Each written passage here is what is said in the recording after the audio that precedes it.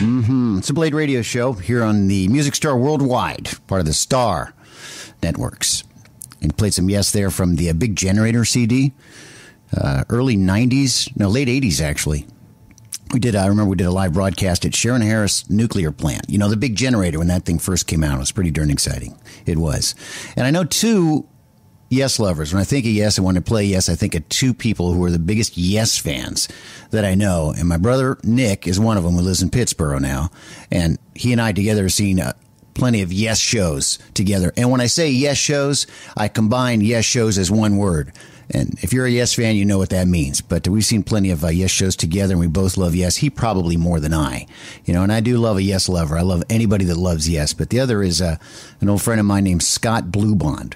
He was a former DJ at a station I worked with in the early 80s, WHSL in Wilmington, right? And he's seen well over 100 Yes concerts, probably more at this point. And he knows where and when he saw each show. He's one of those kind of guys. And he's got a story, you know, about each and every single show. And he's from Philadelphia right now. And because of him, a new language was started.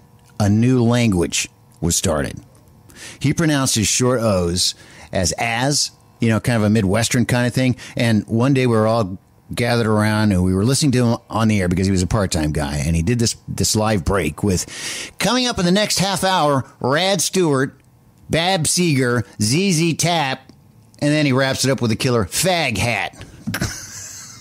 Scott Bluebond, a nice Jewish boy in Philadelphia right now who has a real jab, by the way, right now. So when we all get together, we tack like scat, and it's just horribly annoying. And it's on Facebook.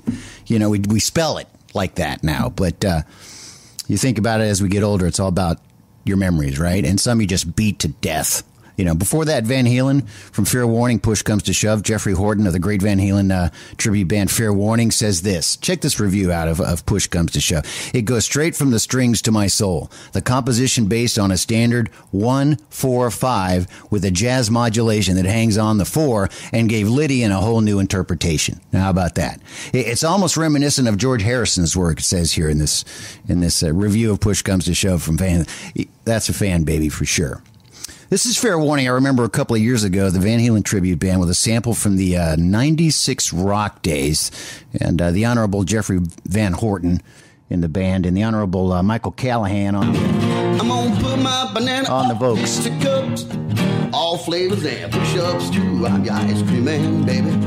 Oh, my high. Seen all my flavors are guaranteed to satisfy. Hold on one time.